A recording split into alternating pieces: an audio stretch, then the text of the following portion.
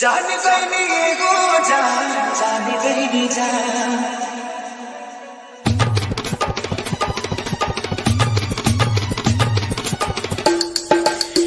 जान गईनी एगो जान गईनी जान गईनी एगो जान गईनी प्यार लिखे लिखल प्यार लिखे लिखल हाथ के लकीर में नहीं तकदीर में प्यार लिखे लिखल हाथ के लकीर में नहीं तकदीर में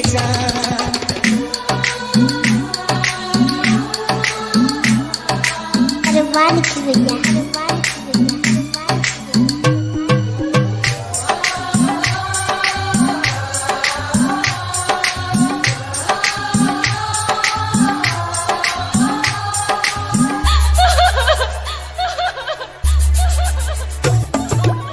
निखिल दयाल डीजे निखिल दयाल डीजे फिर कैसे सुनी जमाना हो जाइबो दोसर के तू कुछ दिन के बाद दिल पगला रोई बन दीवाना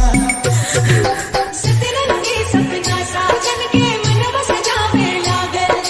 किया मिलन के प्यास जिया में नया नया आ जागल सीख ले हम भी हाँ सीख ले हम भी कम में हंसे के लगा अब जिए के पड़ी पीड़ितिया के पीर में नहीं खुद के दीर में जा प्यार नहीं लिखल हाथ के लकीर में नहीं खुद के दीर में जा DJ Nikhil Dayal DJ Nikhil Dayal DJ Nikhil Dayal DJ Nikhil Dayal अक्सर ही होला के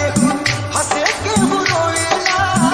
प्रेम के लीला कुछ अजीब बा बेवफा भी कहली कैसे मासूम यार के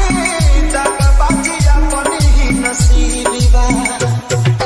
गन के दुल्हनिया जइबो जहिया जहिया के गाँव में रखिया अपना राजा जी के तू छोड़नी के छाँव में खुश रहा तू हरदम